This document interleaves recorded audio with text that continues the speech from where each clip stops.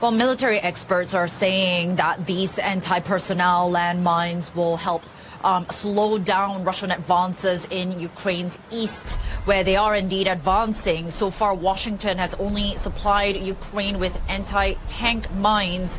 But as we look at the battlefield, we are seeing Ukrainian troops severely outnumbered, and obviously Russian forces having more bodies thrown into the fight, and also the front lines expanding. And so experts are saying that these anti-personnel landmines will be useful in fortifying Ukrainian defensive lines and again slowing down Russian advances. Now, these landmines are controversial.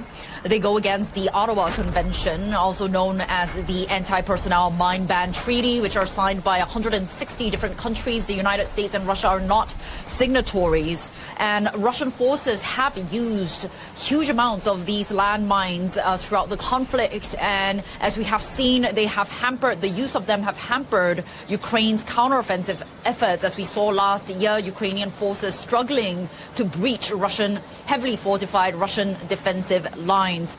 And we've also seen, with the use of these landmines by Russian forces, turning Ukraine into the most heavily mined country in the world. What more have you got on the closure of the United States Embassy in Kyiv?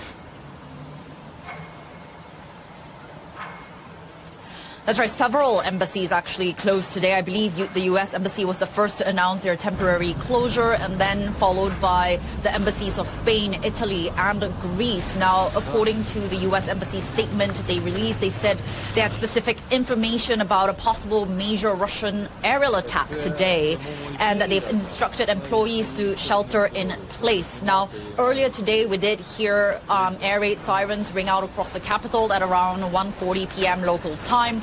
And the sirens came just after we saw information circulating on Telegram channels, social media, of a possible major Russian aerial attack. But the alert lifted shortly after, about 30 minutes later, and authorities warning residents that Russia may be conducting psychological operations and spreading false information to sow panic about a possible attack.